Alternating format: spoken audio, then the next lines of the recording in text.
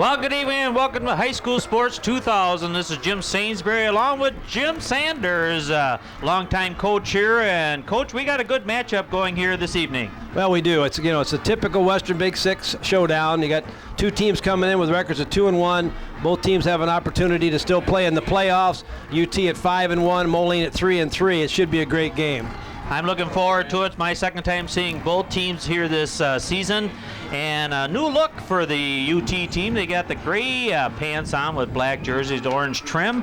Kind of threw me off when they first came out of the field, but the Moline Maroons in their normal maroon pants with white jerseys and maroon numerals, and we're just about to get ready. What are the big matchups do you think here this evening, Coach? Well, I think the key to this ball game is going to be whether UT can hang on to the ball a little bit, have some drives that are going to take a little bit longer. UT all year long has scored from long distance, 60, 70-yard runs. Moline's obviously going to try to eliminate that, and then with their ball control offensively. So I think if UT can get the ball back and then pop some long runs, I think we're going to be okay. But I think Moline's had a lot to do with it. Moline won every game between these two teams in the 90s. Now the good news for the Panther fans, this isn't the 90s anymore, so we're into a new decade, and let's just see what happens. That's right. As you can probably tell, this guy's a little pro UT, and I'm kind of neutral since obviously I think a lot of people know that I'm not from this area, from Madison, Wisconsin, but it's going to be a tough defense going against a very explosive offense. Moline's only allowed 28 points in conference play, although the record doesn't really show how good a team this really is, so we really do have a good one going here tonight. I think it's again the immovable front line of Moline versus very fast and explosive backs that UT has. I think you're right there, absolutely. UT, and defensively, UT is going to have to stand up to that force up front too, with big kids in there and some good powerful running backs from Moline. So, the common opponent thing, you look at Rock Island would be the obvious common opponent, and right offhand you'd first think that maybe that UT might have a little advantage. They came a little bit closer in the ball game, but we have to remember in that Rock Island Moline game, I think Moline turned the ball over 4 or 5 times, and take those out of the equation, and Moline might be the undefeated team in the Western Big Six right now. I think you're absolutely correct. Moline did win the toss. They have deferred to the second half, and so again, we're looking forward to a good one here. We're sponsored tonight by the Quad City Sports Connection, your monthly sports publication, and with that, we'll take a break and be back with tonight's kickoff.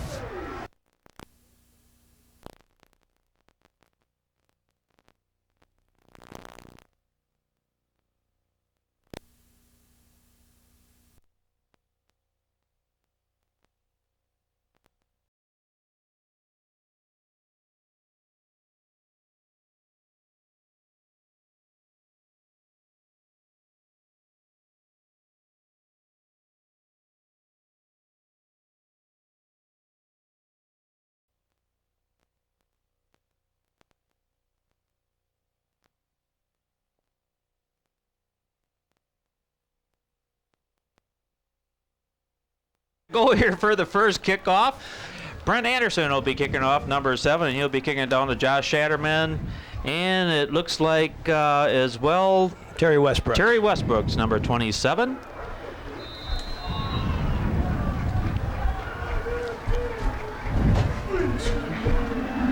And we have started a low, kind of a worm burner, I guess we call it in golf, and it's kneed down there by, good catch by the way, by Brent Coverdell, and it'll be 1st and 10 at about the 26.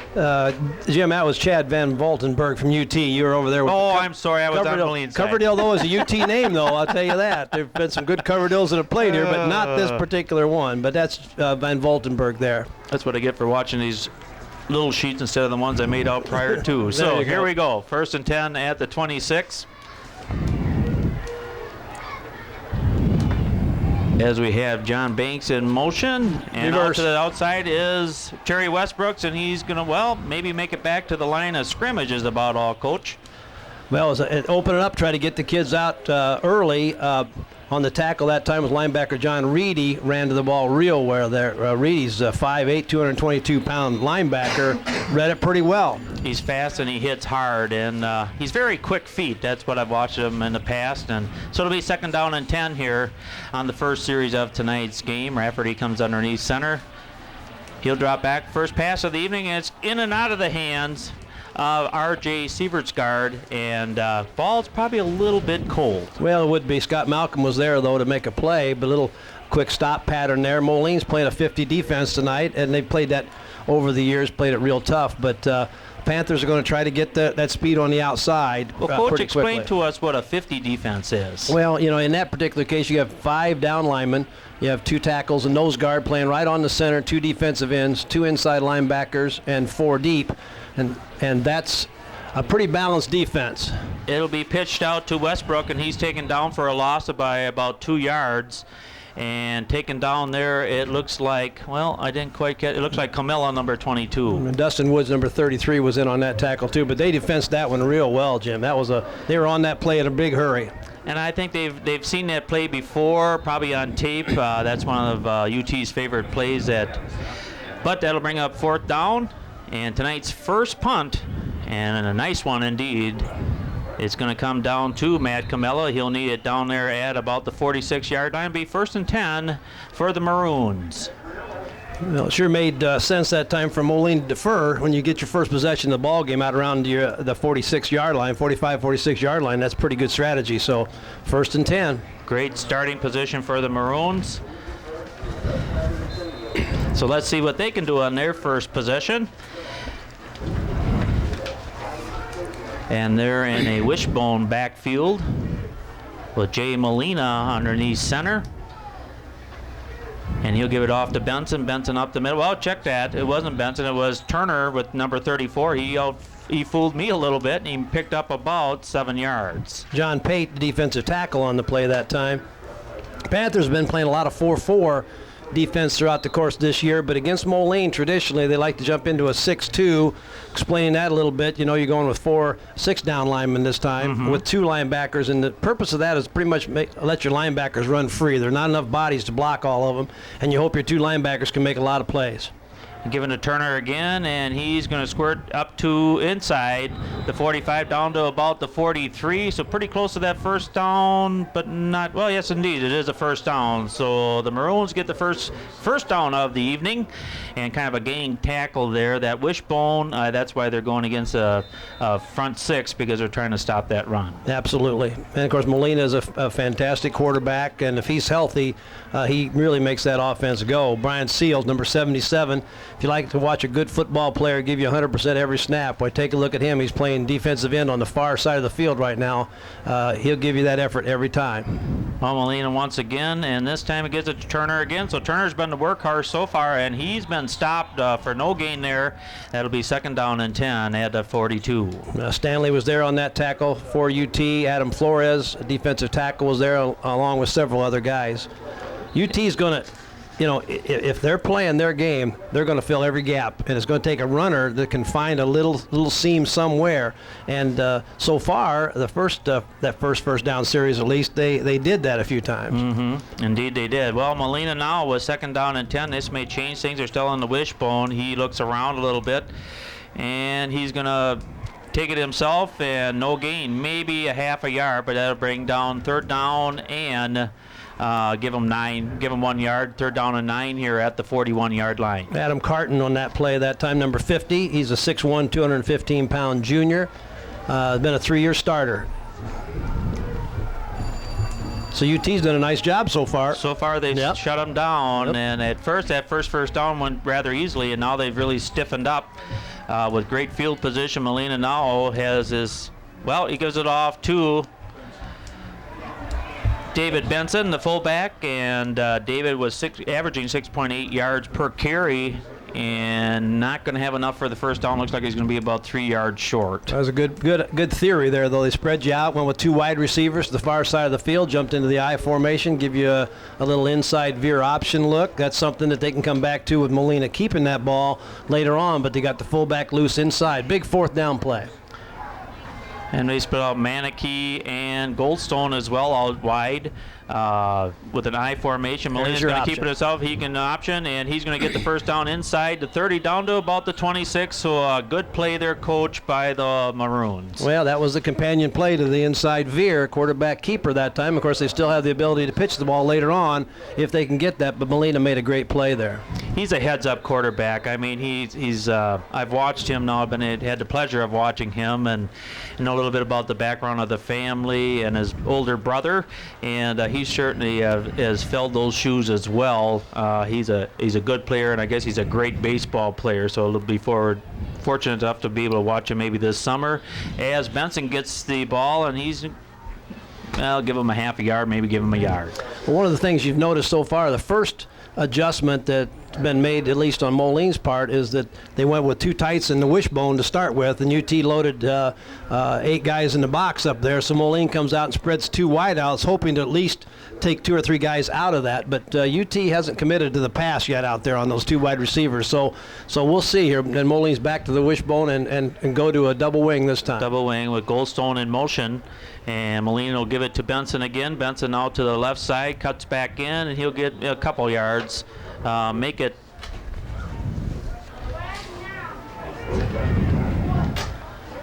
third down and a good 7, I guess it's going to be.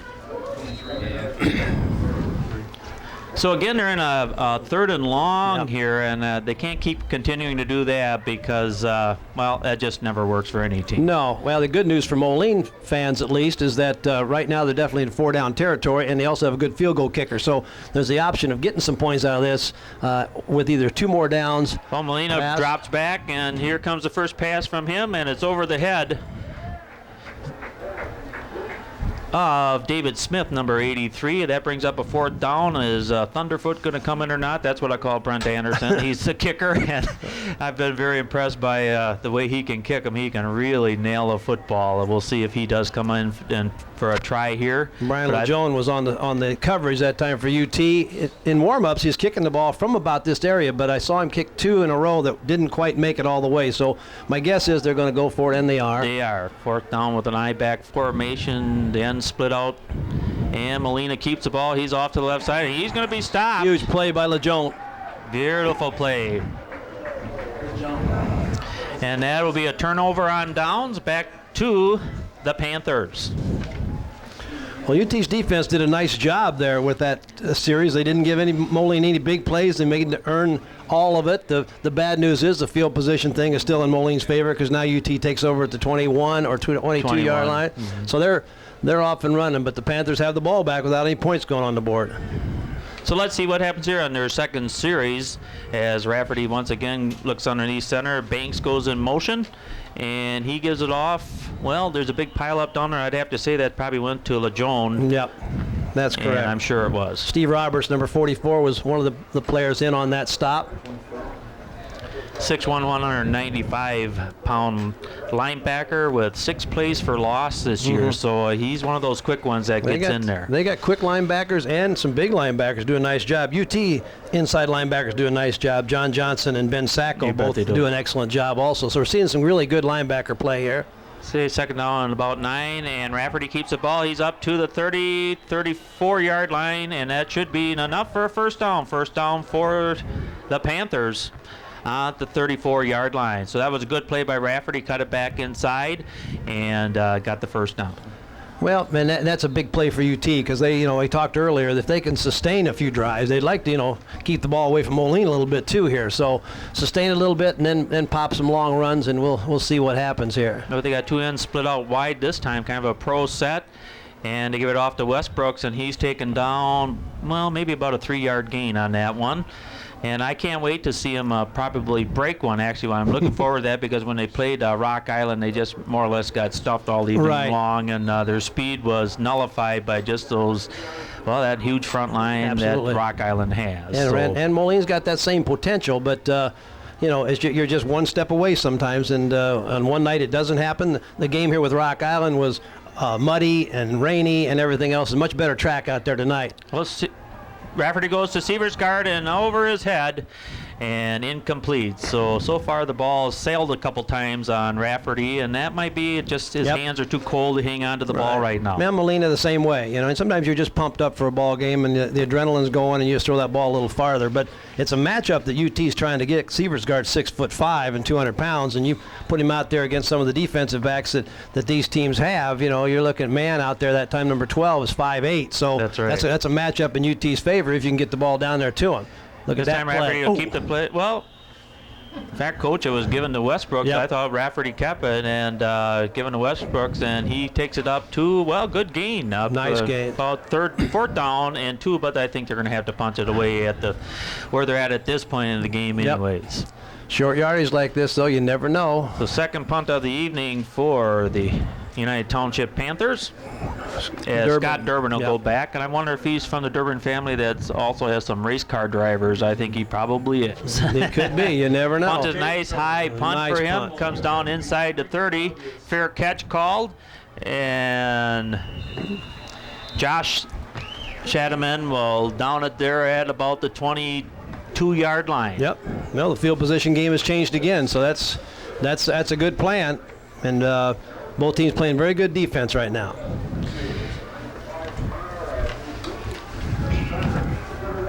Well, let's see what happens here on their second possession as they wait for Turner to come onto the field and get into the huddle. Along with Jay Molina, some last words from Coach Dan McGuire, and to see what happens here on their second possession. Well, now they're going to spread UT all over the field now. Boy, they've really split them out. 3 wideouts on this one, and it'll be given. Well, Molina keeps it. He's up to about the 25 to the 26, and really crunched right there. Oh, my. That was a major hit. Brian Dennison, number 55, in on a big hit there, along with Carton, number 50. Nice hit. And Molina hung on, so that's another thing. He very seldom loses a ball. It's good quarterback. I'm very impressed by him. Both teams so far are very impressive on defense. Both teams have moved the ball a little bit. Still trying to feel each other out here early in this first quarter as Molina comes underneath center once again with the full backfield. Benson will get the ball again. Well, check that. Turner had it, and he'll scoot around, maybe give him a yard. Well, UT's going to jam that middle up, no question about that. And then the key then is make sure that your DBs are hanging to the outside, because really with that 8-man front, there's no place to run. And even though Moline's running power with 2 lead blockers, if you fill that hole with some force, there's no place for the lead blockers to go. Therefore, there's no place for the running back to go. But if you're not playing out on the perimeter like Westbrooks was that particular time, Shadaman, LeJeune, those kids in the secondary, there's only 3 of them left, and they better make some plays back there. That's right, or they're gone. So. Well, I don't know what this formation is called, Coach. You'll have to tell me that after this is over. Molina keeps it again, and he gets it up outside of the 30 to about the 34-yard line. Big hit that time, I'll tell you. Nathan Bennett, I'm not sure whether he won or lost that battle, but and then let's face it, UT and Moline play football. They're going to be some big contact. It's a perfect night for football. Getting back to your question before, this is all off the old wing T concepts, and they're just running a double wing with a one back, but by putting the guy in motion, you can run him underneath and run power. You can run him deep and get into wing T plays, but they're shifting out of the wishbone to double wing right now. Okay, now that explains it to the folks. Maybe they didn't know exactly what that was before, and I'm glad I got the coach here with me this evening to explain these things, because that certainly was something I wasn't even aware of myself. Not that I would have been aware of it anyways, but but we can try to fool some of the people some of the time. Well, flag down on the field, first one of the evening, and that might have been a defensive jump. Yep. Looked like they went on 2 that time, and UT is very aggressive, and sometimes if you can just hold them there for a split second. Now what that does to UT, it kind of locks you back in your stance a little bit. Now you got to wait for the ball to move, and who knows what might happen here for Moline. But that's right. But it's a hitter's ball game, that's for sure. That 1st and 5 is a lot easier than 1st and 10, though. Always is. In the wishbone this time, and it is given off to Turner. Turner up to about the 46-yard line, taken down there by Westbrooks, and he's very active out there on the corner. Very good player. He's a good story too. He's the kind of kid who all the way through had great athletic talent, but you just needed to kind of put it all in focus. And he's had some wonderful games for UT this year, working real hard. He's a game breaker. He plays both sides of the ball. You got to like that. Of course, you know, I see the UT kids every day, so I know them better than the Moline kids, but I know the Moline kids, talking to Coach Carther and Coach McGuire over there. These guys will come off and hit you, and they're great kids too. That's one of the big things about the Western Big Six. It's a great conference as far as I'm concerned. They're in the I-back formation this time. Benson gets the ball, and he's not going to get hardly anything. One thing Moline's been able to do with that, by spreading UT out a little bit, they've got UT out of that 6-man front, and that time they're in a 4-3, then 4 down linemen and 3 linebackers.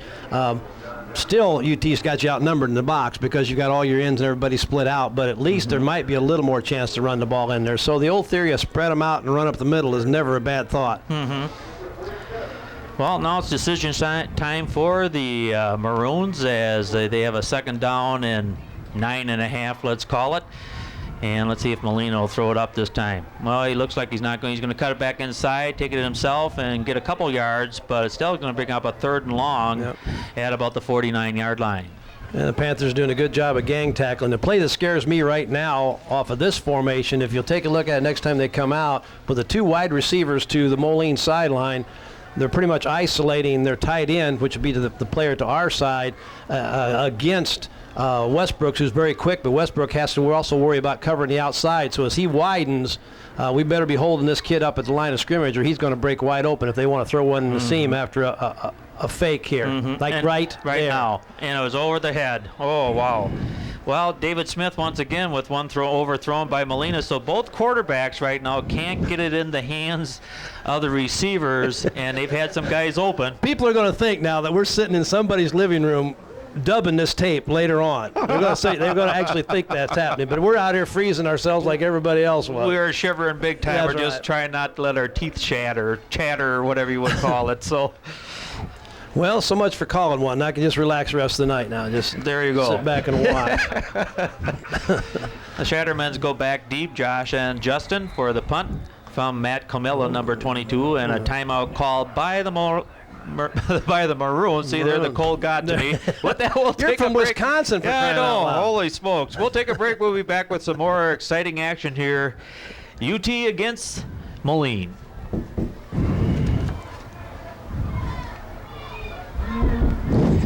Okay, as we got the knock on the wall, we're ready to get going again, Coach. That's our signal, I guess. Almost a high snap. It gets it down. Comella just gets it away. Not a bad one. It's going to come down to, well, going to be a fair catch. And no fair catch at all. They just let it drop inside at about the 28-yard line. Those are the ones that really make you nervous, because you got kids coming back there to block for you, and a short kick could hit anybody down there. They had both Shattermans back there that time to return the kick, and if they'd have touched it, they both have great speed. So Moline did a good job. Well, they're tough, too. I mean, they're 5'4", 145 pounds, but I noticed they really, a lot of leg drive. They don't give up. They keep those legs pumping, and that's a sign of really good runners. Yeah. Well, we're at the end of the first quarter. We've had so much fun. We've worn out a quarter already. I guess so. So with that, the first quarter, the score 0-0, and we'll be back after this.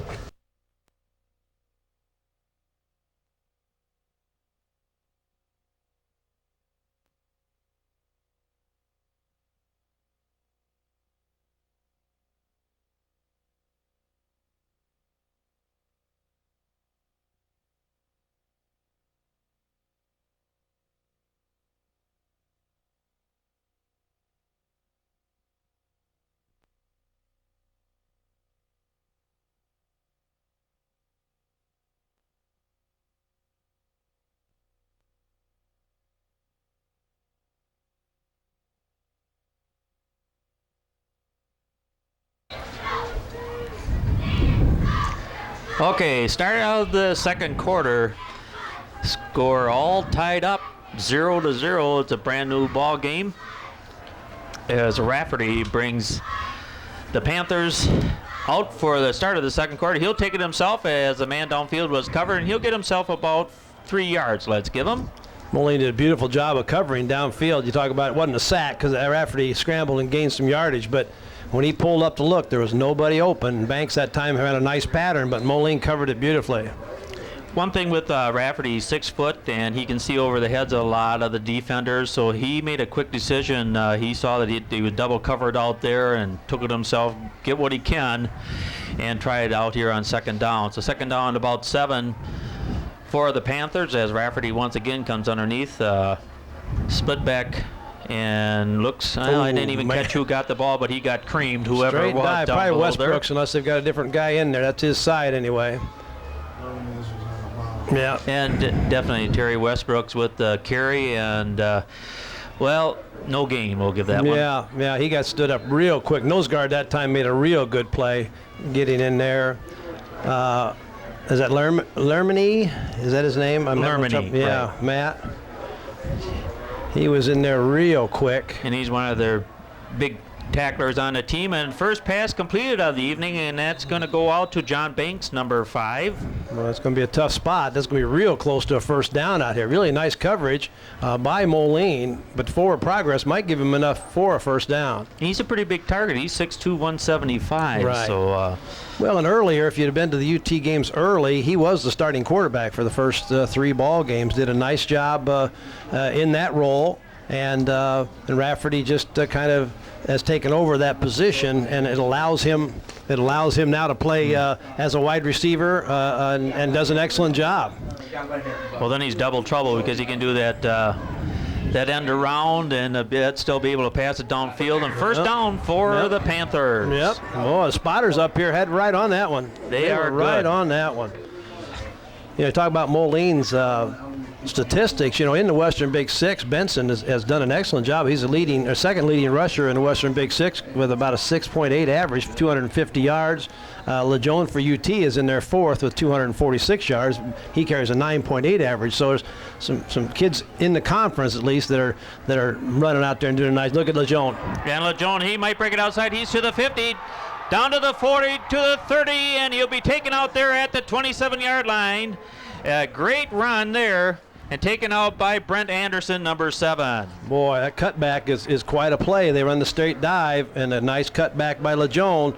Looks like about a 35-yard carry on that one, and that was, well, that's what I've been waiting to see out of the UT squad, that big breakaway by one of the backfield, and boy, he did it there. He hit it that time, and he came back against the grain, and just lucky Anderson has some speed too to stop a touchdown.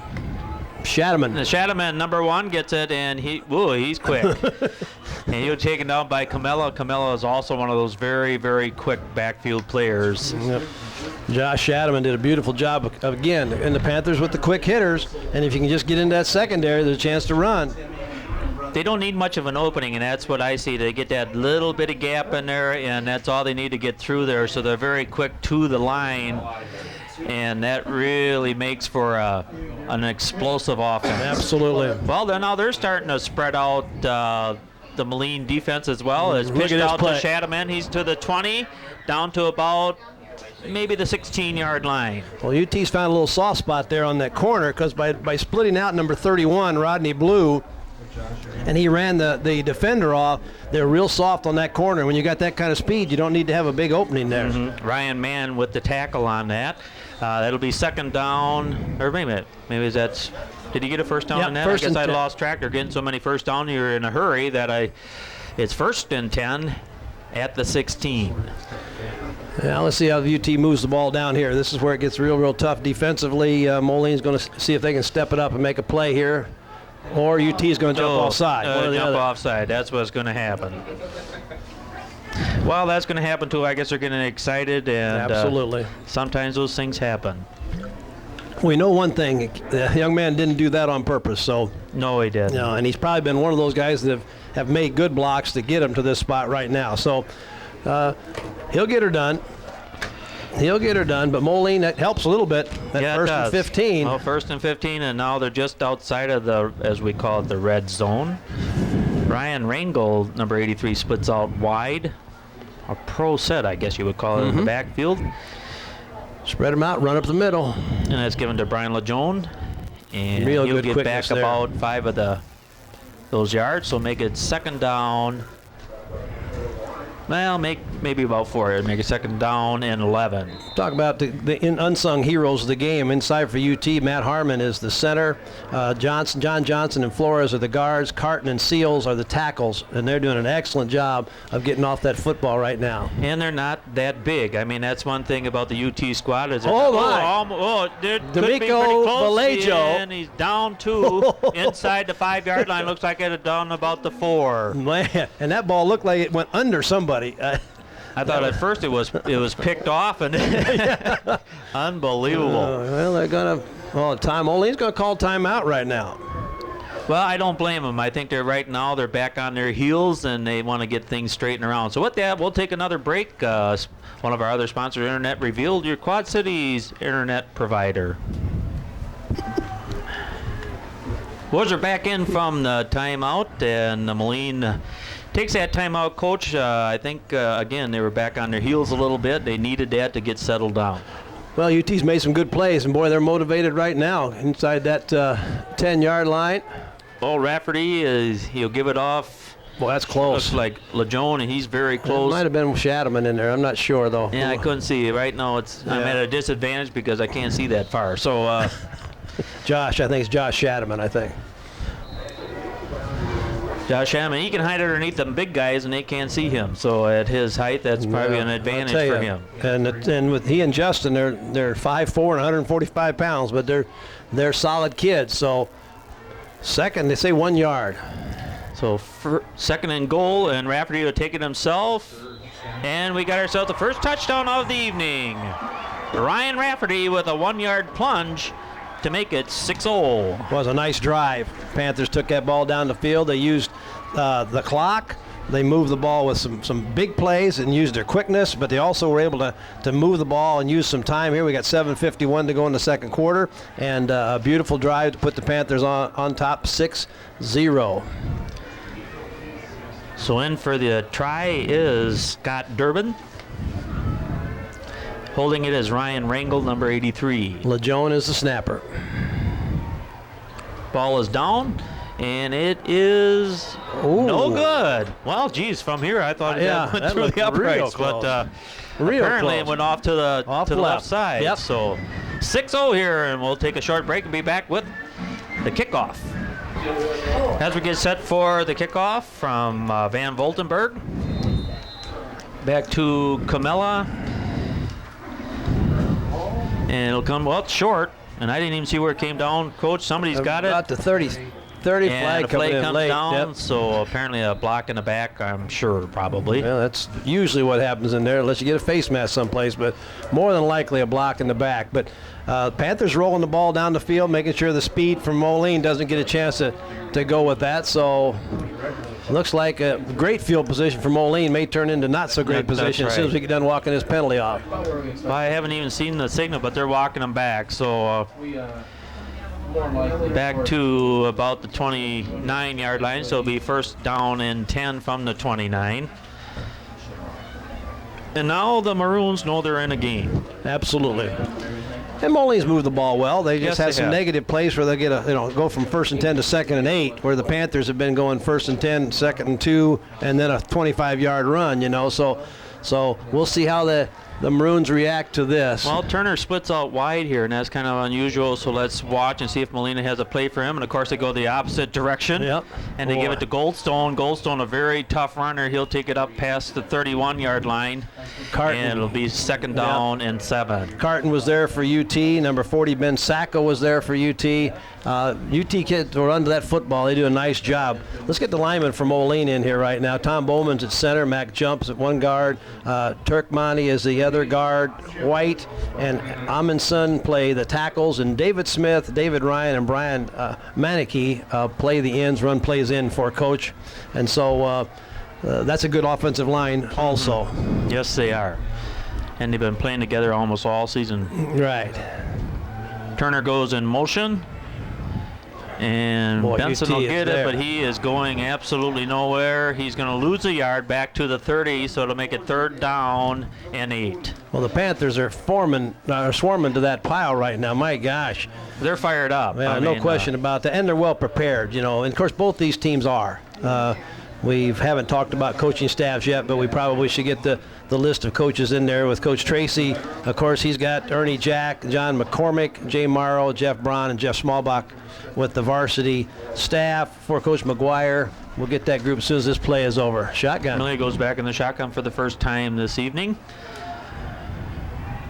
Ooh, it looked like somebody jumped, and I think it was Manicky out here on the left side, number 86. Well, sometimes if you're not in the shotgun very much, the coordination between that snap is kind of unusual. Fort Moline gives a chance to get through their coaching staff, though, so that's not a bad plan. There we go. There we go. Dan McGuire, of course, is the head coach. Paul Carther and Kevin Gorgel, Dave Lindstrom, Joel Reiser, Crick Santamore, and Kelly Wynn make up that staff from Moline. And again, we're blessed here with not only good football players, but in this conference, some fantastic coaches, and over in the MAC, of course, and in all the areas. This area is blessed with outstanding coaches at the big schools, the small schools. Some great games tonight. Of course, by the time you see this, you're going to know who won the Geneseo-Dixon game, but that should be a fantastic ball game. Something else. Also, so some great coaching going on, and the kids really play hard. Millie looking downfield. He's being harassed, and he's going to break away. He gets away, but he'll be brought down at the 26. And for a loss of 4 yards, make it 4th down and 10, and the Maroons are going to have to punt it away. So that series came up with Zippo. Yeah, and Josh Stanley from UT, number 73, didn't make the tackle, but he eliminated the opportunity for Molina to get loose. And the bad news for the Maroons is they've got to kick the ball away, and you got both Shadowmen standing down here waiting for this thing. So and Camelo punted, number 22, both the Shadowmens, and yes, sir, I'd be very fearful of these. Nice high punt coming down to. Got a chance. Justin Wallace set up on the far side. The 64, and he's up to the 40.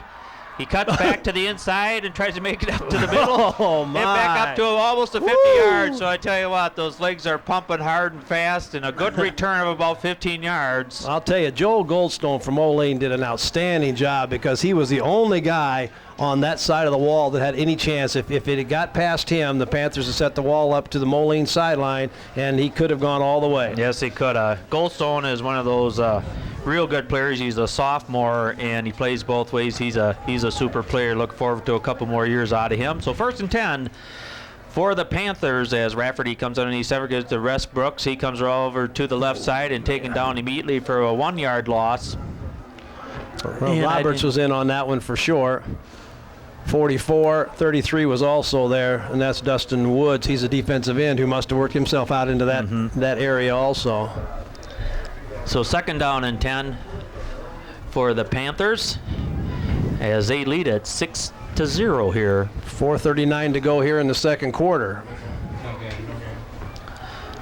So a pro set for Rafferty, and he gives it off to LaJoy, and he sends it downfield. It's going to be intercepted by, well, you could almost see that one set Brent Anderson. And that's one thing I got to say about the Maroons. They really have some tough defensive back. Those kids are on the ball, and that one was kind of up in the air, up for grabs, and a pretty easy interception. Well, it's something you work on, with the speed of Lejeune and Westbrooks and those guys. All of a sudden you hand it to him, and if a lesser defensive back would have stepped up and tried to make the stop on the sweep, and it didn't happen. Lejeune, early in the year, he was projected as maybe being the starting quarterback as far as putting him into action there. So he's played in that position a little bit before. He's a little bit upset with himself, but that's okay. He gave it a hard try. That's what it's all about. Well, they made the corner. It's given off to Goldstone, and Goldstone up to about the 25-yard line, and pretty close to should have the 1st down.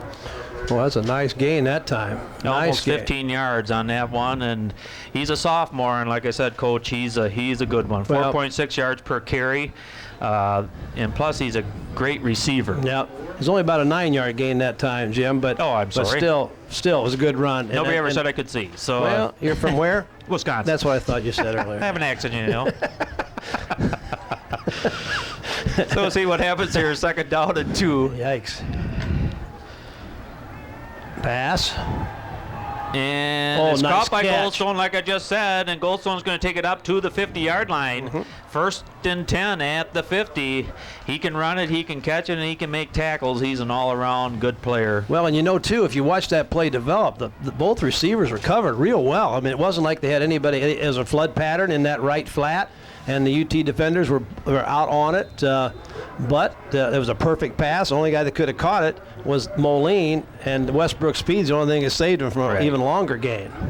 I think Jay Molina's getting warmed up, a little bit upset with himself on some of those earlier passes. Let's see what happens here. As it's given off to, I think, Goldstone again. He'll get a couple. Man, there's some hitting going on out there. Some really hard hitting. And it was Goldstone with the carry and taken down by a bunch of... Yeah. John Johnson was in the middle of that stuff. Dennison was in the middle of that. Josh Stanley was in the middle of that play. So second down and about 7 here for the Maroons. As they're starting to march a little bit here. Maybe the fireworks is finally going to start happening for both teams. They just waited for somebody to score. Now they're all loosened up and ready to go make this a great football Well, and if you game. appreciate defense, you're seeing great defense on both teams out here right now. They're flying the ball. They're filling the gaps. And it's given to Benson, and he'll pick up a couple more yards down inside the 45, down to about the 44. Moline's doing a good job, Coach McGuire and his staff, of play calling right now. It's a situation where the opportunities there, UT's closing it down inside, and they're finding the soft spots off tackle, and the plays aren't designed necessarily to go out there. That one was. But always got to be mindful that, and the Molina family over the years have really hurt UT in games like this with quarterback keepers and option things and things like that. But as UT makes a play here on third down, Molina with Goldstone and Manicky split out wide to the right. It'll be tossed out to Turner. He'll take it up to the 45. Oh my! He breaks Ran it loose, right down through to the 35, down to the 30, inside the 25, down to about the 24. Oh my! Super run by Turner, number 34, Larry Turner. A sophomore, 5.4 yards per carry. Well, that was a pass play, so... Well, you know, I'm not sure it was or not. It may have been a lateral. Might have been a lateral. It looked like he might have been behind him at the time, but either way, he ran right through two good defenders out there. We're closing in on the 2-minute mark, Jim, in the half here. So Moline's making a drive. They've got a timeout left, one timeout left. They had to use, look out. Turner again, and he'll take it inside the 20 down to about the 17, and he's starting to get his wheels underneath him as well. Linebacker John Johnson that time saved a touchdown for UT. Larry Turner replaces a player that left the team a few weeks ago, and I tell you what, he's done an outstanding job. Real nice job. And he's only a sophomore. Big wide line splits on this left side of their line. Trying to find a way to get through there. And Goldstone gets the ball down to about the 15. Close, though, to the first down. Probably short by about a yard. 1:36 to go in the half. Moline may wish they had that one timeout back that they had to use. If you remember right, they didn't have enough guys on the punt team out here and had to use a timeout to get the 11th guy on. Then they used one on their defensive stand down there that didn't help much either, evidently. That's right. But they've got one timeout left, and there's 1 minute, 18 seconds to go, and the clock's running. David Ryan brings in that play to Jay Molina, and a single, well, let's see. Tight double wing. Tight double. Goldstone will get the pitch, and he'll take it down to the 10-yard line, and that should be enough for the first down. So first and 10 at the 10-yard line for the Maroons. Of course, the clock stops now with the first down, and it'll be stopped until they set the chain. So Moline will not have to use a timeout here. UT's going to have to stop. I don't think there's any question about that. I think they're not going to run out of time, I don't believe. Well, I think if it comes down to it, I think the advantage goes to the Maroons as far as kickers. Wouldn't you agree, Coach, on that? Oops, we got something going on here. Yeah, well, it's so far because, obviously in some of the earlier games, Moline was kicking field goals and things like that. And UT missed their first extra point. So now a mistake by Moline makes it a first down and 15. Illegal procedure. Illegal procedure. I got a real good view of the wall right now, so that's... Hey, that happens to everybody. So the coach will have to help me out here. I can see the football, and that's about it. So, but we'll get that straightened out come the second half. Oh, heavens, yes. No, they're not supposed to do stuff right down here in this corner anyway, so... Turner goes in motion. Yes. Molina will keep it. He drops back, looks downfield. He throws it. It's wide open. Goldstone inside the 5 down to about the 4. Tackle that time by UT. Ben Sacco, he was there. Moline is going to use their last time out with 27.8 seconds to be exact, Jim. So they're going to have to punch it in now or never, I guess, or have to go for the field goal. Right.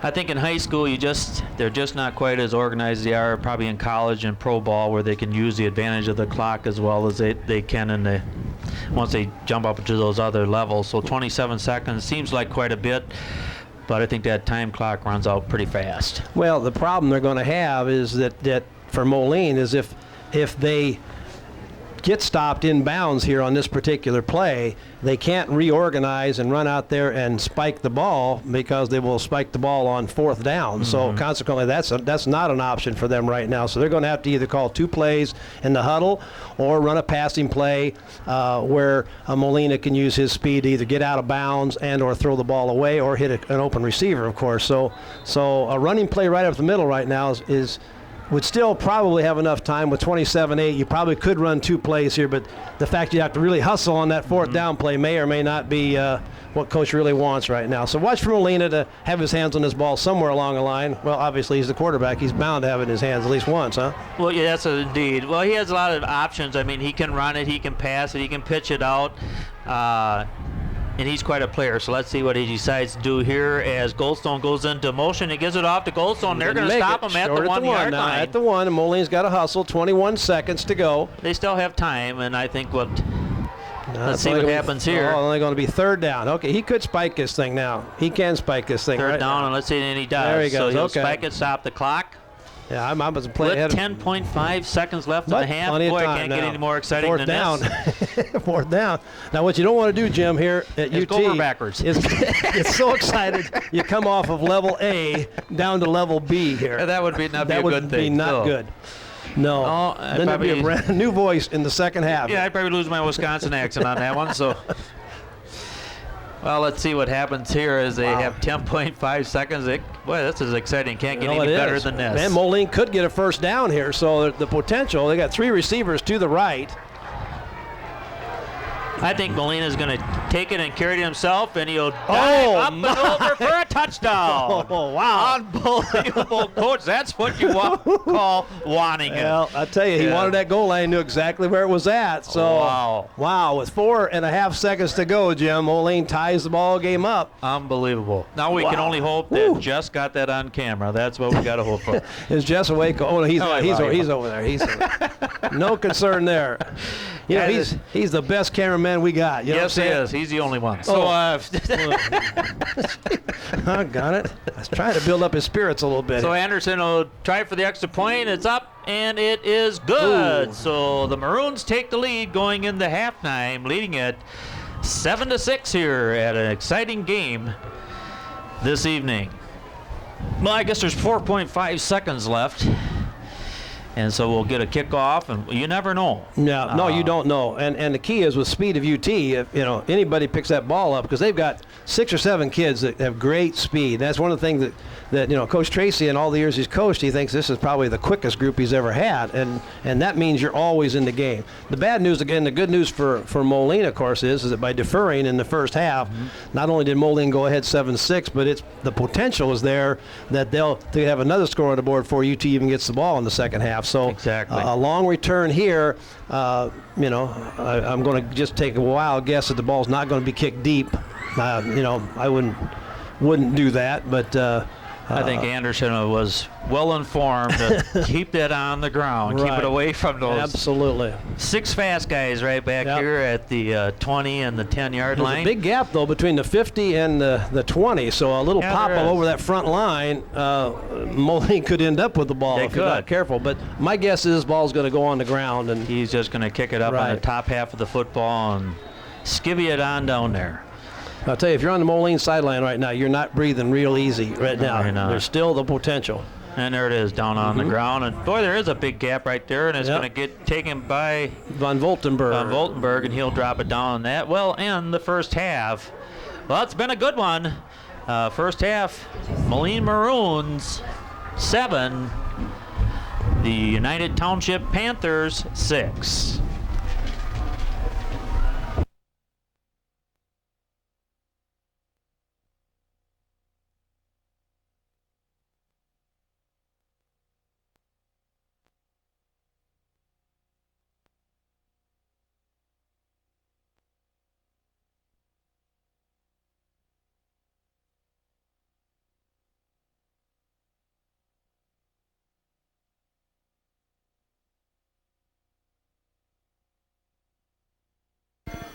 Well, we're here at halftime with Marty Sanders, who is the coach at Westmore High School, and we're real proud of him and the job he's doing down there, but he's getting a chance to see UT. Let's talk first of all about the game tonight between UT and Moline. What are your impressions of how things are going tonight? Well, it's a classic Western Big Six matchup, and again, it's hard hitting. A lot of offensive ball control, or trying to keep the other team's offense off the field. And again, the defenses have shown that they're gonna come to play tonight. And I think it's going to turn into who makes the least amount of mistakes, and whose special teams defense is going to come out in the second half and win this ball game. I agree. I think there'll be some big plays in the second half. Take a look at UT offensively. What's impressed you so far? Well, again, they're really flying off the ball. They might be a little bit outmatched with their size, but right now they're really dominating. I think they're getting off the line of scrimmage, and those quick hitters, I think, are going to be coming back to really help them out. It doesn't seem like they can get the corner on them so far, but I think with that dive, maybe a little bit of a dive option, if they've got that second back through, possibly could get them some big yards. And again, they're just looking to control the clock. They've kind of jumped off sides there a little bit, and they got themselves in a situation where they had been in some long third down situations. But if they can get out of that, they should be all right. Okay, and Moline, the offense that they're running tonight looks fairly similar, and their game plan, as you see it, what do you think they're going to do in the second half? Well, the same thing, and I think that they're going to obviously go back to that flood pattern. They're going to get them, hopefully, again, we don't have our DBs sucking up into the box, but right now they're looking like they're going to be able to get that first back, second back through, and that power game is always in contention. And then they got that play action, a boot pass off of that look, which is, again, hard to defend, especially if you ask your DBs to come up on option responsibilities and do anything like that. As a high school player, you played the defensive secondary and like to come up out of the secondary and hit people. You said the hitting is pretty impressive, but being away from Western Big Six football for a while, it's kind of exciting to see those guys flying around like that, isn't it? Oh, absolutely. There's a definite change of pace. For where we're at Westmore, we pride ourselves in the way we hit, too. We feel that we are real competitive, but I'll tell you what, Western Big Six hitting is unlike others in the area. Right. We had an opportunity to coach up at Sycamore, and then with the big boys up there with Morris and some of those guys. So the hitting, Oswego, of course, our fans here had a chance to see Oswego last year, so you're familiar with that group. Give us a quick idea of what fans would see if they went to Westmore to see a football game. Well, again, we're going to just kind of line them up and try to smack in the mouth a little bit. We really pride ourselves in hitting and our physical play. We also like the opportunity to have you come down and kind of implement a lot of the systems that we ran here at UT, and we're real proud of the guys down there, and we're real excited about a homecoming tomorrow afternoon at 2 o'clock, and we're going to go after Lexus, and you're going to see a lot of solid, hard-hitting football down there, and a lot of good competition at Lincoln Trail Conference down that way. You got a lot of quality schools, a lot of quality coaches down in that area as well. Well, thank you for coming up and watching the ball game. You've enjoyed your stay in the press box, kept warm, and have been eating cookies and things like that. So come back anytime except when you're playing a game down there. So we'll break now. We'll be back with second half action in just a few minutes.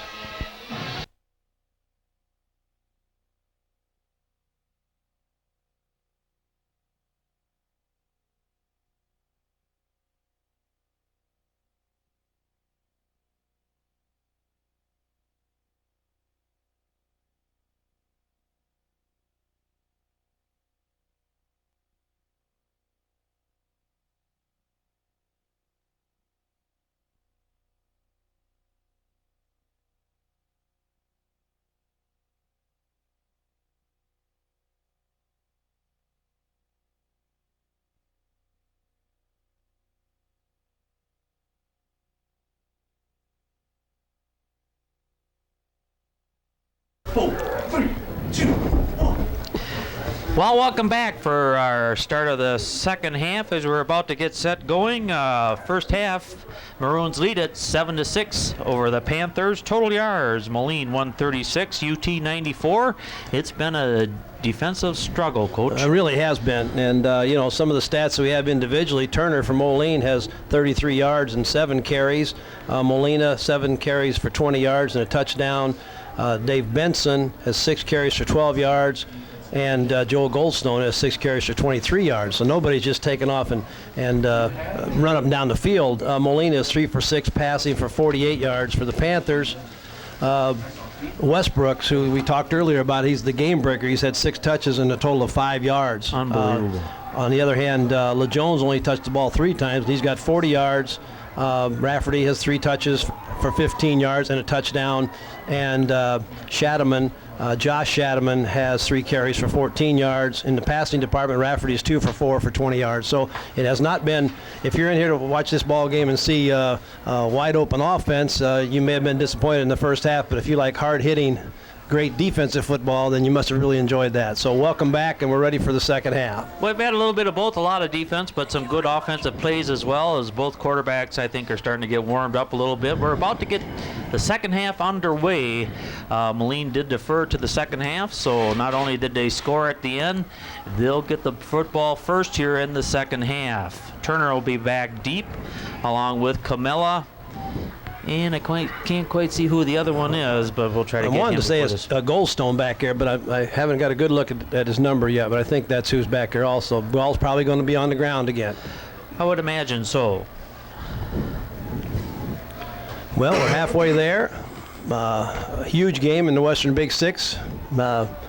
Doesn't get much closer than this, so let's just see how the second half shakes out. Well, very crucial for the Maroons to win this one, actually, because they're in a fight just to get into the playoffs. Yes, absolutely. Everything's a playoff game right now for Moline. And Van Voltenberg kicks it away. He'll be picking it up by, well, just the guy that we didn't have there. And he'll take it out to the 22 and cream there. Oh, my. As he really got hammered. Ben Sacco just jumped him big time out there. But Thomas Irvin III. He probably is Thomas Irvin IV now, as they kind of split him in half there. So, well, I'll tell you what, he got up in it. But if anybody wondered whether they're going to be able to continue hitting into the second half, well, that was just answered. So certainly was. Let's get rolling here now. You can't ask for any more than that when they have hard hits in a high school game. And Molina on the first series, they are in a wishbone backfield. And he gives it off, I think it's to Goldstone, and he'll pick up a couple. Make it 2nd down and 8. If you got a chance to replay that, run that back one time on your VCR, because Johnson that time, number 63 for UT, they were in a pinch defense, which meant that everybody worked to the inside, which means your linebacker has to fill on the outside edge, and he was standing right there. John was standing right there waiting for that play and made the tackle. You know, when you do it right, it really looks good. Now, if he'd have taken a step up inside and gone for the first fake or something like that, there'd have been a huge hole outside. So great play and well disciplined. Stay in your lanes and well disciplined. That's exactly right. Well, they got a 3-wide set, and Molina comes out to the left side, and he'll pick up a couple more very close to the first down as he tumbles over the 30-yard line. And I'm not exactly sure if he got the, well, depends upon where they're going to spot it. I guess they're going to call him down at the 29. I thought he got outside of the 30. They're calling him down at the 29. So that'll be 3rd down. Oh, I guess about 4. Yeah, they're going to call it 3 or 4 yards to go. Josh Shadaman that time made a great play because he was the only one out there, and he got off a block real quick and made a nice play. The 3rd down as Turner goes in motion, and it's given up inside to Benson, and Benson looks like he's got the 1st down. You know, Moline's doing a good job mixing the plays up. They've come off tackle, they've gone right up the middle, they've gone wide, and while they're not gaining a lot of yards, it took them all 3 plays to get that 1st down, but they've still got the ball, and UT's not running all over the field with it right now. That's right. They got Benson, the power runner, up the middle. They have Turner with the speed on the outside, and Goldstone can do it all, being a receiver or in the backfield as well. So 1st and 10 for the Maroons at the 32. Early here in the second half as Molina will keep it again, and he'll get a couple yards. There was good leg drive, and he gets it past the 35-yard line. Seals that time and Carton on the play, and again, they're working hard down inside. Looked like they might have been slanting that time to field, and that left the defensive end out here all by himself, but he didn't go for the fake and was right there to make the play. For the young quarterbacks out there, if you have a young quarterback in the family, watch Molina execute that ball. It's hard to tell who's got it, and he comes out several times, and it looks like he's got it, and he doesn't, and that's what you need to do. That's right. I got a guy up here hitting me across the head, telling me that's 34 with the ball or what. No, I'm just kidding. But he does do a great job taking it out of that ball. Yeah, He's doing it off to Turner on a pitch, and Turner will cut it inside, and, well, not too much gain, up to just outside of the 40. where he's taken down there by a host of Panther players. Well, I'll tell you, they did a nice job executing that time. Molina might have given the ball up just a second too early because the Panthers had 4 or 5 guys on the outside. But, boy, you know, I bet at least 3 guys jumped the fullback that time. Yes, and when people don't know, you know, that's why we've always liked, myself as a coach, I liked offenses where it was hard to tell who had the football because it's just simple. If you pitch it to the tailback, you got 11 guys on defense chasing the tailback. Right. Anybody can do that. But when you don't know where the fullback's got it, the quarterback's got it, this guy's got it, makes it a lot more difficult. This play here is easier to defend a little bit because you know who's got the ball right away. And he got it immediately and taken down immediately after about a 2-yard gain. Well, that's going to be pretty close to the first down, though. Very, very close. I'm going to say he got it. How's that? Man. I think it was Goldstone that had, or it could have been Turner as well. I didn't quite catch even who had the ball, though. Bring out the sticks to measure this one. It is very, very close from our vantage point, and I'm going to say he got it by about 2 inches. Okay. They always say that on TV, they do so it. Since we're on TV, we might as well try it as well. Well, the big guys do that, so why shouldn't you? That's what I'm saying. Right. And you are absolutely right. Unbelievable. Well, there I go. There you go. Eyes of an eagle. I'm 1 for 12 this season. That's not too bad. So, 1st and 10 for the Maroons. Wow. As we get set to go with their They first let series. you out of Wisconsin? Yeah, they did. They kind of forced me out of there. It was one of those things. That's right. Yeah, we don't want to get into that. You know, we we'll don't. let the fans just. Next week. Tune in next week. You get the rest we'll get of the all story. down to it. Yeah. Well, Molina with the ball. He gives it up to.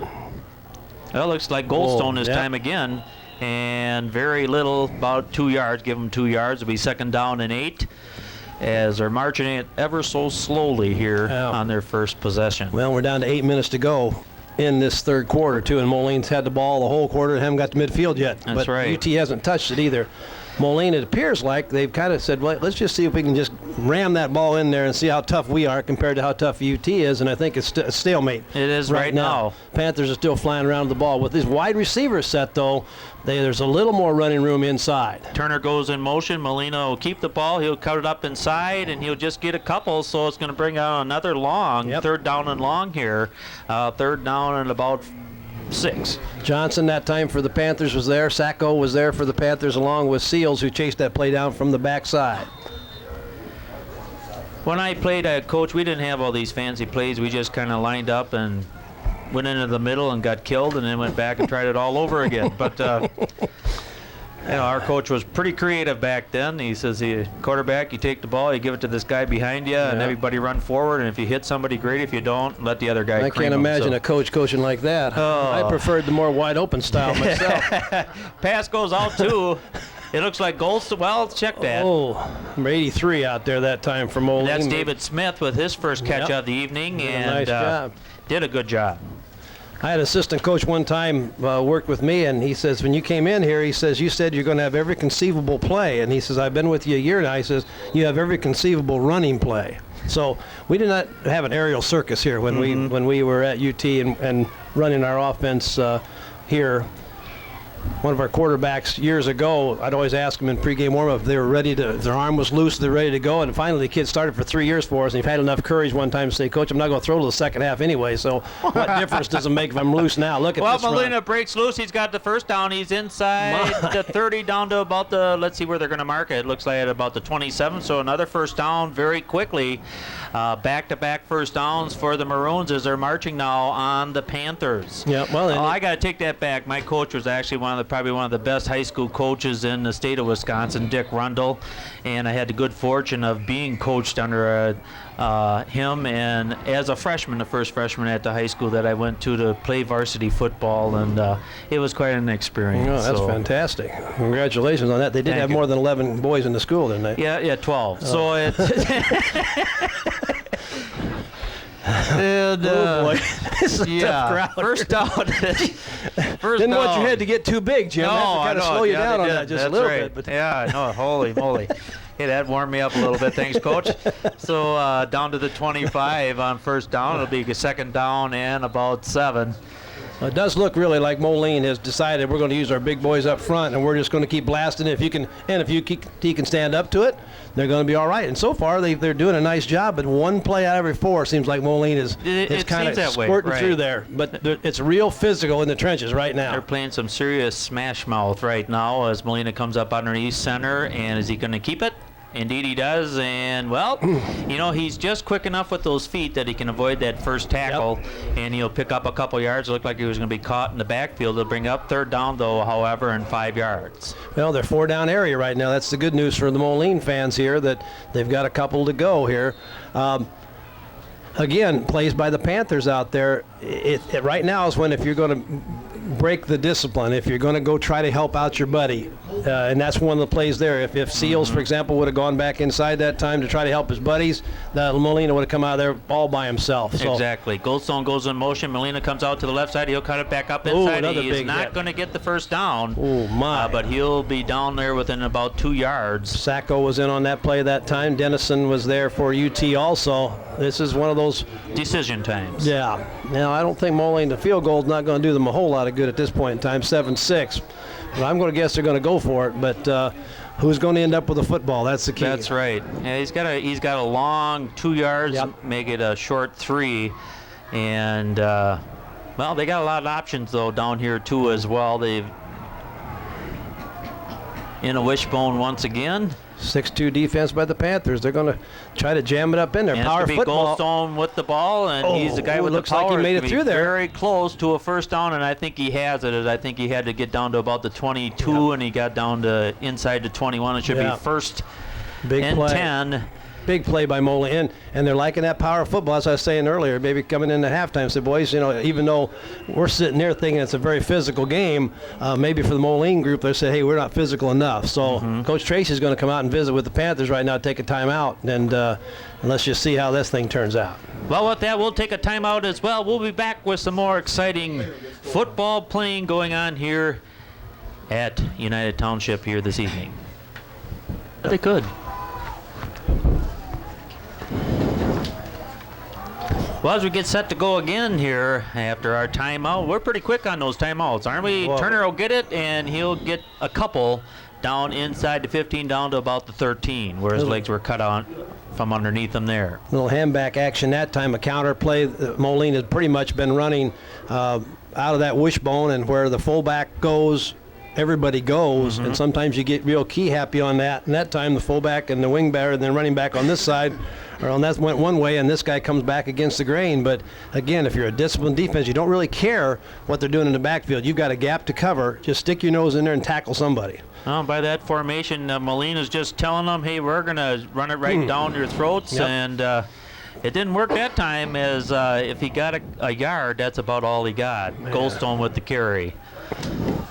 Well, this has been an exceptional drive by Moline. It's been really very, very good defense by the Panthers. It's we got 3 minutes, 30 seconds to go here in the third quarter. Moline's had the ball the whole time. They've run off 14 plays now, 15 plays in this drive. Yeah, so look out. Spread them out.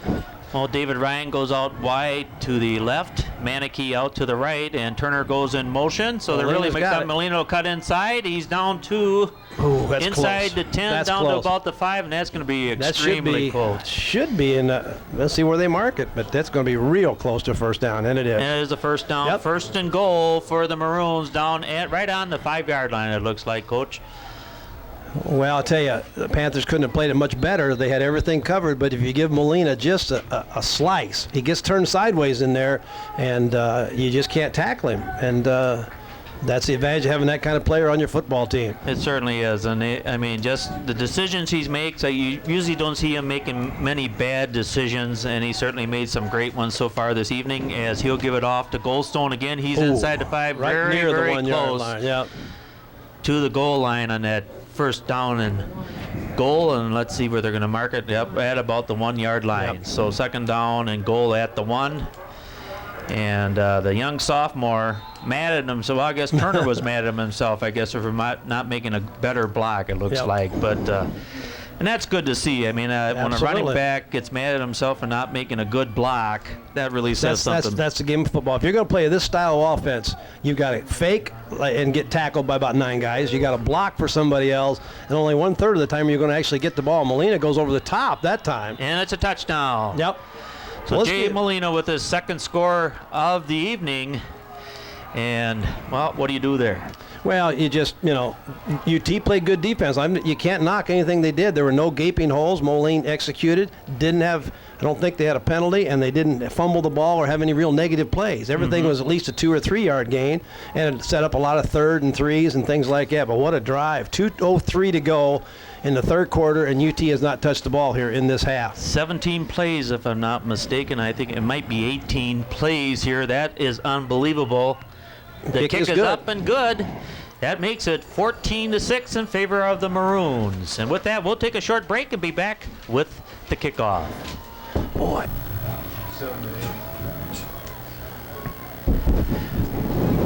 Well, that was a 19-play, 78-yard scoring drive. 1-yard plunge by Molina at the 2:03 mark of the third quarter as Anderson kicks it off and keeps it on the ground, keep it away from the Shadowmans. Ooh, and I thought there was a fumble there for a second, but there wasn't. Chad Van Voltenberg was the return man for the Panthers, and a host of Maroons were there that time. Steve Roberts, number 44, was one of them.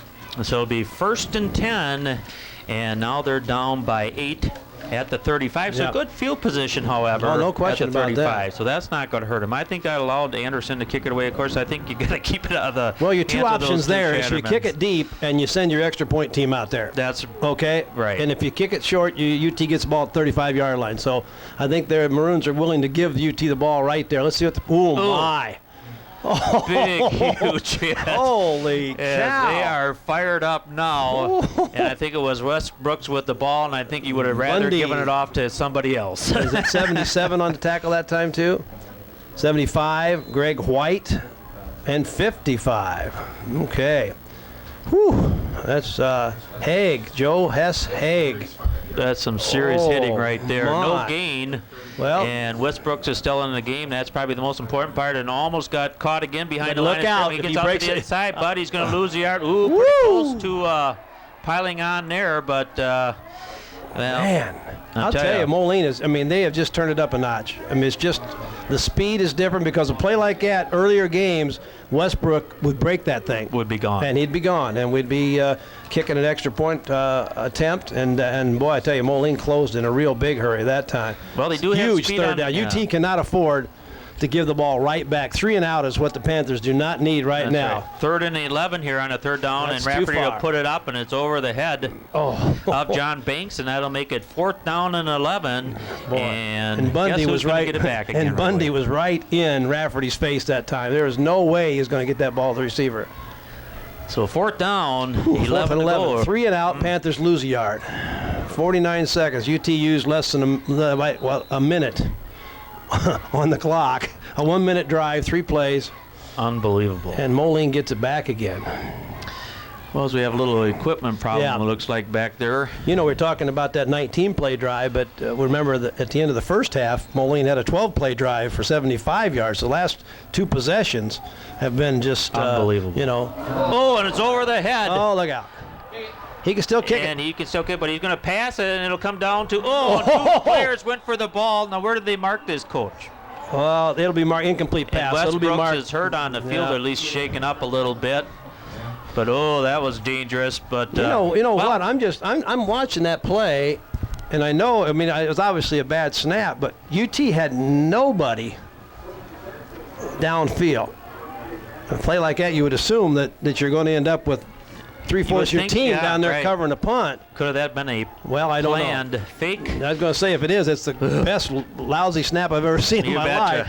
But there was nobody downfield. Actually, it was a pretty spiral by Scott Durbin as well. Oh, he did a the nice punter. job. That's a smart play. He saved the Panthers. And nice Goldstone play gets there. hit behind the line, still keeps driving those legs, and he'll lose a yard, but not without effort. Goldstone really is one of the good ones here in the Quad Cities area. Yeah, the Panthers again. Dennison was in on that. LeJohn was in on that one.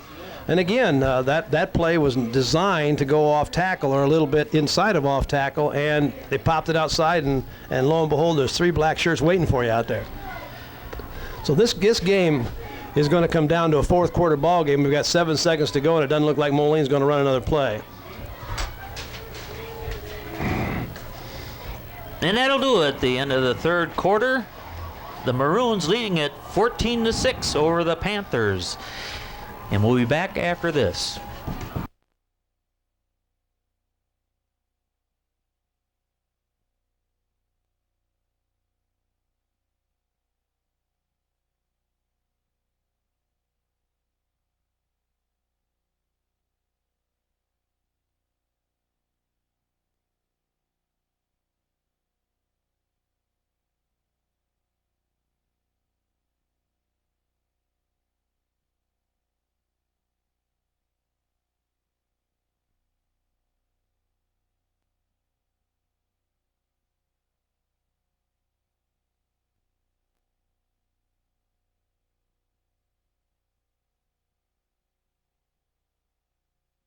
For the start of the fourth quarter, we almost got our tapping on the wall. Almost down to a science, don't we? Yeah, we did. We really did. Do they do this like on the Monday night game, you think? I think that's what they do too, Who taps on the wall there? I don't know. Howard Cosell. He's not playing anymore. I'm sorry. He's not announcing out there anymore. Well, I would imagine it's that one guy that shouldn't really be announcing at all. I can't remember his name. Miller, I guess. Dennis Miller. And that's a whole different story in itself right there. There you go. Well, we're looking at a third down situation. If UT is going to have a shot at this thing, UT is going to have to make a play here. 2 downs in a row. Third down and 4. Yep. And once again, giving off to Turner. He cuts it up inside, and I think he's going to be a little short. I think he's going to be brought down at about the 22. Needed to get down to... Well, that is a first down. They're going to give him the first down on that one. That was good. Again, the thing that's amazing is how hard the Moline runners run, but how many guys on an option play after Moline pitches it, UT still had like 3 guys there to make plays. If there haven't been any in these 2 real long drives, I don't know that I can pick out a glaring mistake that UT has made on any one of these plays. Not at all. There's not anybody running loose. The pass play they completed, they had 2 guys there. Molina's getting hit as he goes across. And Molina, once again, he'll cut it up inside the 20, down to about the 16, and it'll make it second down and about 6 from there.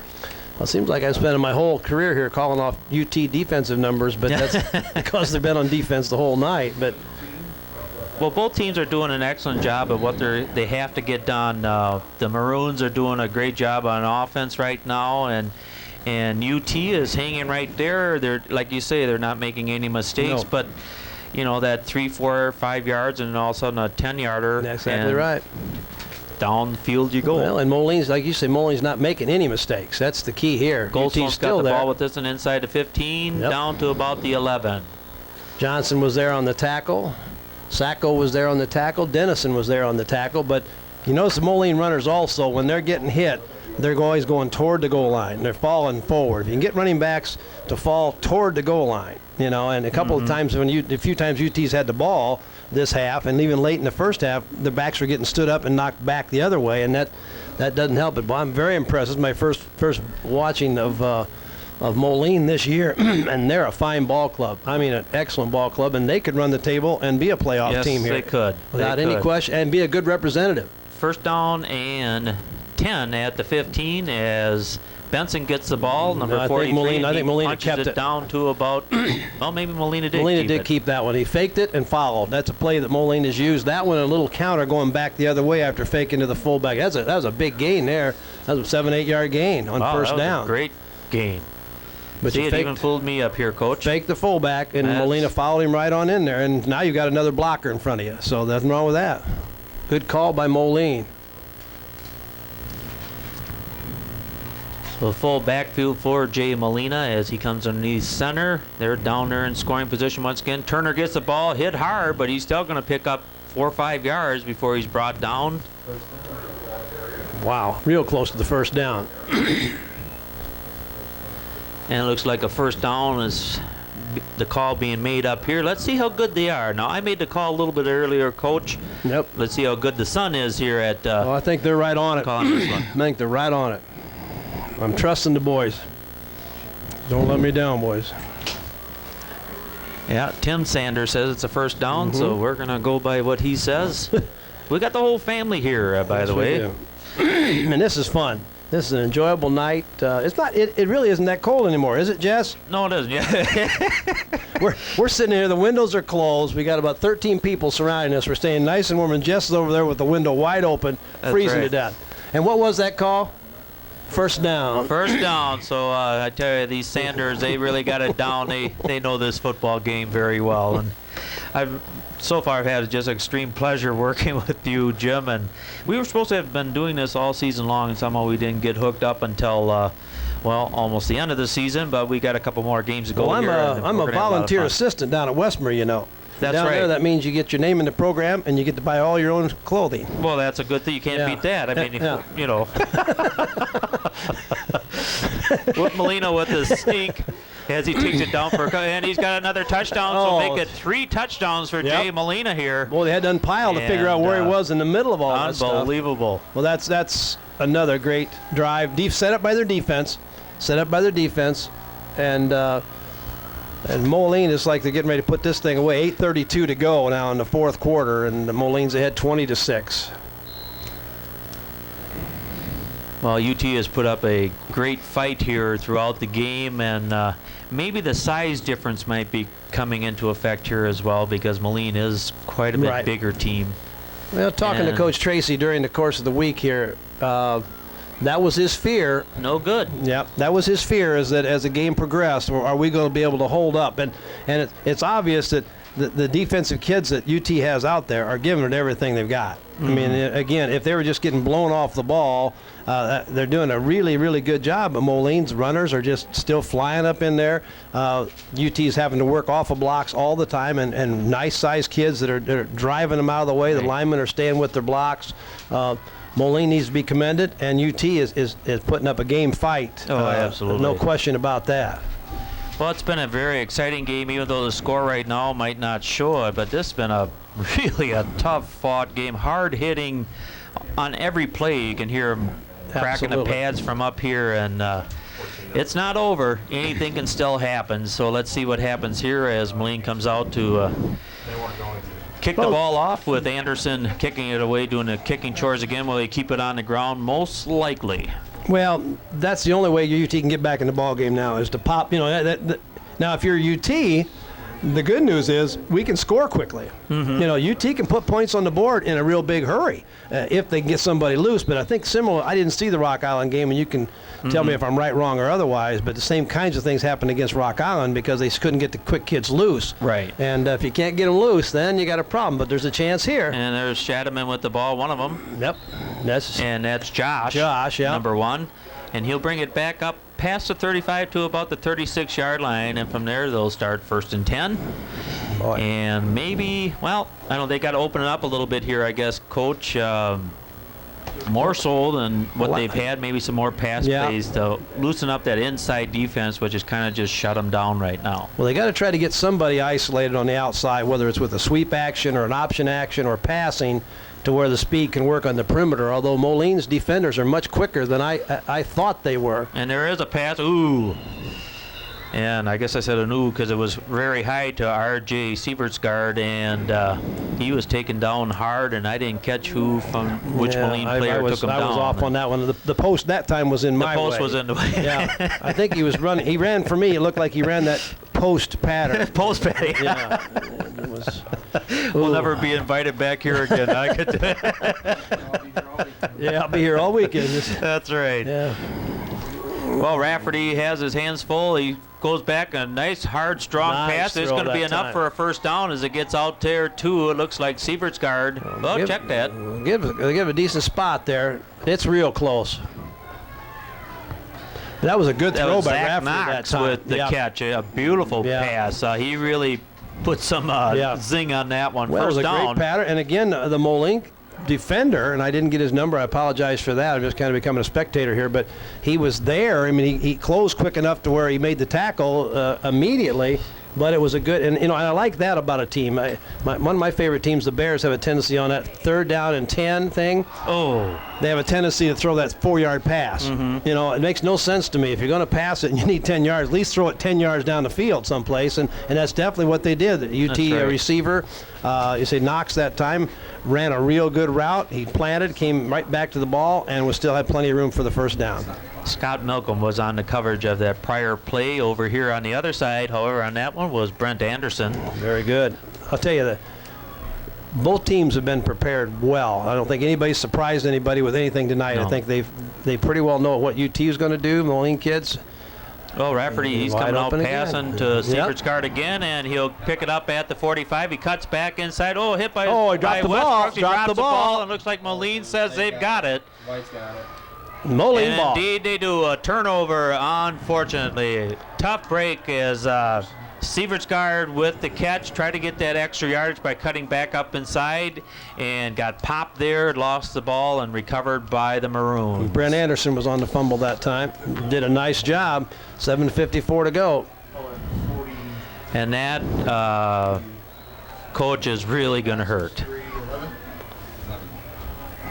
Well, Molina now, all they have to do actually is hang on to the ball, don't make any mistakes, and they'll get that, have a victory and keep their march towards the playoffs, and they need to keep winning games. Absolutely. Goldstone with the ball, and he almost had it stripped away, so now I'm sure the coaches have instructed the Panthers to try to strip that ball as the players come up to them. Give them a yard or two extra, but try to get that ball out of their hands. Goldstone, he's pretty tough, though. He's hangs on to the ball. Well, the difference, in this ball game for Moline as opposed to the Rock Island game is I think they moved the ball against Rock Island, but they turned it over several times. Too many times. And this game, they've done a beautiful job of executing the offense, hanging on to the football. Lineman coming off the ball, just like that. Look out.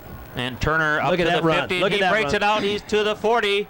Inside the 30 to about the 25. He's really taken down there, but 1st and 10 for the Maroons. Dennison and 30-yard gain. Flores that time really closed, but man, Turner is quick. If you want to run that one back on your VCR, take a look at our Turner, the running back that time. Shadaman had a beautiful angle to cut him off, and what Turner do? He searched him out. That's right. He took away the angle. Now he's running right at you. Now you have no choice. He can make a cut inside or outside, as opposed to just continuing towards the sideline, toward the boundary, and just get driven out onto the track, which Shadaman can do because of his speed. Really a neat run that time. Very impressive. Very impressive. They get to look at Turner for 2 more years. Well, I'll tell you what, he's an impressive running back. Well, Benson, I think, gets it that time, and, check that. It's Goldstone with the ball, and he gets absolutely nothing as they kind of sniff that one out immediately. Well, and this is a play that Moline has run real well and executed well, and it was obvious the second man through, the fake to the fullback, give the ball to the second man. UT has done a nice job of stopping that all night long, pretty much. They've had one break, I think, in all the times they've run that particular play. So, your game plan is take away somebody's best play, and that's one of Moline's best plays. Sure, it is. It faked me out. I thought Benson had the ball. So, anyways, it's 2nd down and 10 for Jay Molina and the rest of the crew as Turner gets it again, and he'll pick up a couple yards, make it about 3 yards, and 3rd down and 7 from that point. Counteraction that time. Fullback goes left. Bring the other running back, and hopefully your linebackers will over pursue. UT's linebacker stayed there. They only had one guy left, but he made the tackle. Well, I think what Maroons too are trying to do here, Coach, is maybe not score, but just hang on to the ball, don't make any mistakes, and keep that time ticking on the clock. Well, absolutely. I wouldn't necessarily agree with not trying to score, but I think they're real happy the way this drive's going, just like this. And Molina will carry it. But he will not get the first down, but they're inside the 20. It's probably, I don't know. They're going to allow Brent Anderson to come out and try to, yes, they will, as he comes out onto the field, so they will try a field goal from here. Well, and this is one of those strategy things you look at as a coach. A lot of times you've got it written on the back of your clipboard, they're ahead by 14 points. A field goal here puts you ahead by 17, and then UT would have to score three times. And so this is good strategy. And it's going to be especially good if the field goal goes in. That's right. Now, if UT blocks it and runs it back for a touchdown. Well, the ball's placed down. The ball's up in the air. It's got the length, and it is no good. So Must have been just a little right, I guess, huh? I think those officials posted tonight. It must have been right because it certainly looked again like it was good, but it must have been right of the goalpost. Yep. Boy, that was a great strategy by Coach McGuire, and that's you practice those things. You take a look at the board. Your scouts upstairs in the press box are talking to you about now. The field goal gives us that 17-point lead, and that's what you look at. Right. They make that one fine. Otherwise, UT still got to go 80 yards in twice, basically, and with 4:58 to go. Well, Rafferty goes out to the right side, and he'll hang on to the ball as he saw nobody open, but he's taken down after a short gain of about 4 yards, so make it 2nd down and 6. Take a look this time at Moline's defense, see if they made any adjustments here late in the game, see if they're going to go into some kind of a prevent defense or whatever. We'll take a look. It still looked to me that time, I didn't have a good look, but it still looked like the 50 that they've been running all evening and running so well. Secondary guys are loosened up, their linebackers loosened up, but basically it's their base defense, except they're more relaxed screen pass coming here. Oh, and down goes Brian LeJeune, and he had some running room. Yes, he if did. He could have stayed on his feet. Boy, he had Seals out in front of him there. He had number 53. That's Matt Harmon was out in front of that play. That had potential being a real big play. You and bet it LeJeune did. has great speed also. So they're trying. I mean, they're opening it up here towards the end, and that was a great play. That's something that they hadn't used all game long, and it was there. It's a good call and executed pretty well. The ball might have been a little behind LeJeune, and he just wasn't able to keep his feet. I think they're still in a pretty tight defense here, Coach. Oh, the ball a little bit high. That was intended for Blue that time, Rodney Blue, and he's one of the Panthers' leading receivers and one of the leading receivers in the Western Big Six as far as that's concerned. That little quick slip screen that the Bears run so well occasionally. Ran better last year than this year. but last week it worked, what the heck. So that makes it fourth down. and 7. Why not? They're going to try it. No sense why punting not? now. Screen and again. Try to screen come over right here back to the to left it. side, and it's to LeJeune. He's up past the we 25, close to the 30. That's going to be close to a first down, so let's see where they mark it. We've also got a penalty back here. Number 33 for Moline is back in the middle of that. Woods, a defensive end, right. and Rafferty were back there, nose to nose. I'm not sure who did what, but roughing the quarterback here. So the Panthers are going to pick up a first down. It will be a first down. I think he might have had it anyway. So, but now that'll bring the ball back, and now where they mark here. Should mark it from where the play ended, and it should be 15 yards from the end of that play. He would have been short if they were marking it because it looked like it was a 27. He needed to get to the 30, so it will be first and 10 after the penalty up to about the 42-yard line. It looks like 43. They're going to place it down there. So personal foul, roughing the passer. Well, a big play for UT keeps that drive alive. I like the fact that Coach Tracy came back to the screen pass again.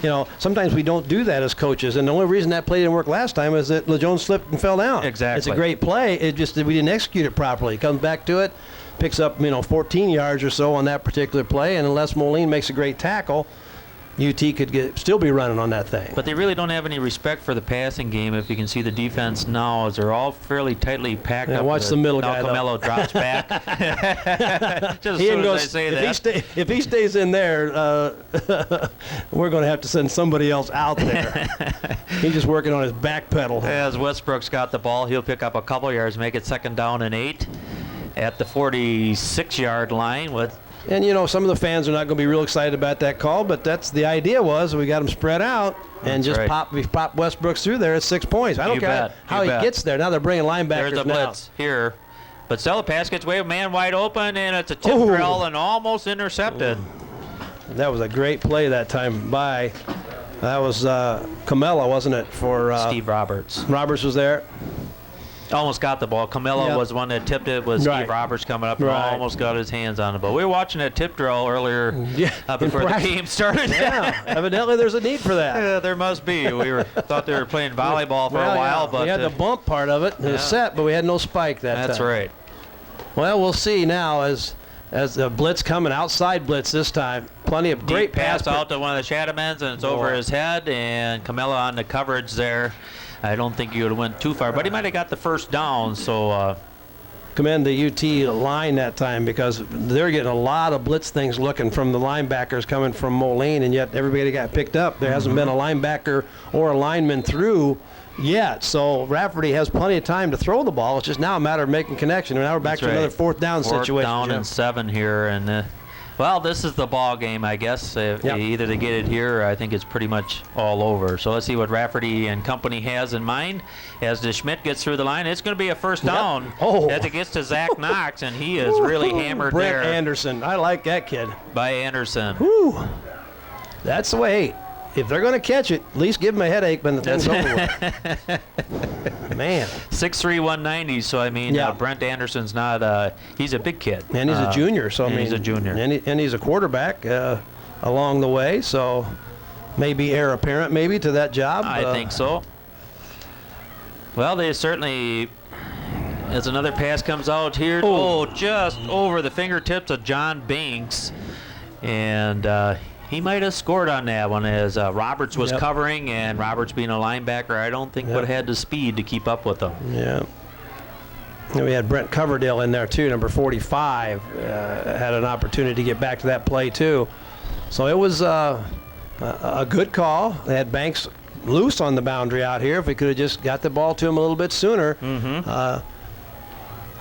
That'll make it a second down and 10. 2:39 to go. At the 2:39. So 2 minutes and 39 seconds to get a score in here, and then they're going to have to do it all over again very quickly. And it's Sievertsgaard. Ooh, is he hammered there? Yikes. Boy, I'm glad I'm not playing anymore. That's all I can say. Man. I know they hit like that up in Wisconsin, though. I know the boys hit up there. We've had an opportunity to play up there a couple times against some teams. We had played Milwaukee Tech here one time. I know those kids came in here and they could play some football. We've seen some really good Wisconsin high school teams. Oh yeah, well we appreciate that. As again, Vallejo this time on a little crossing route out of the tight end's position. And that was a great play. Now that was totally unexpected. And I didn't even have him on my sheets here, so... Vallejo's been a starter at tight end most of the season. For the Knights game, Ben Sacco started at that tight end position to give the Panthers a little better blocking. But Vallejo's a good basketball player and has great hands, soft hands. As he proved right there. Yep. And again, a couple yards made up here. Rafferty to Banks that time. To Banks, and 6'3", junior, I think he is. Long and lanky. Yes. Yep. So second down and 5 as time is running out. A timeout is called. With that, we'll take a timeout as well. Be back with the conclusion of tonight's game. Well, as we get set to go again, second down and 5 for Rafferty as he drops back. He tosses it up to Sievertsgaard, and it's going to be intercepted by Camella in the end zone. Camella did a great job there, and he's got great speed. Of course, if I remember the story correctly, at least, he was hurt all of last year, wasn't able to play. Am I right on that? I think I am. I think so. Yeah, right. And was a track star and rehab, got himself ready to go, and came back and is playing very well in the defensive secondary. So as nice he just play. Proved there, yeah. Nice play. Well, they went with the post corner route, quick slant look to Sievertsgaard and the pump fake, but Moline still stayed deeper than the deepest. If you can get a defensive back that will keep that mindset, play as deep as the deepest and then come back to the football, you're always going to be in good shape, and Camella certainly was that time. Well, and he was a guy to throw to at 6'5". He certainly towers over everybody else.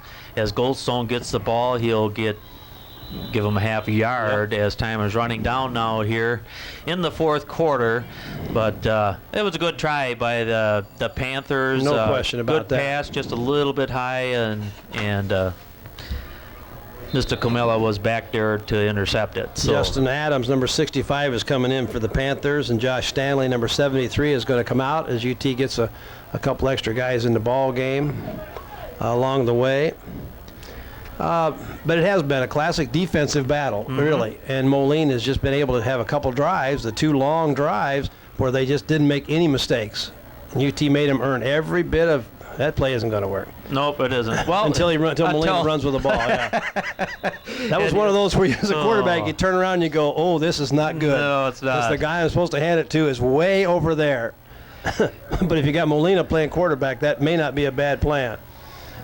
He certainly is impressive. I mean, the Yeah. times I've seen him, he had a kind of a tough night against Rocky, but I think everybody did Well, that. sure. Everybody has against Well, that and he was team, hurt. I so- know that he'd been injured that Right. week. He had some knee Right. problems. It's obvious his knee problems have been cleared up by now. He's got the quick feet that he's always had, and so competitive. That's the thing I like about him. He's just so competitive. Very much so. Goldstone with the ball as he goes around There's a the good left blocking on side. the He'll perimeter. break it up inside first There's down. great He gets blocking up at to the the perimeter. 35 and Get about out the of 37. my way.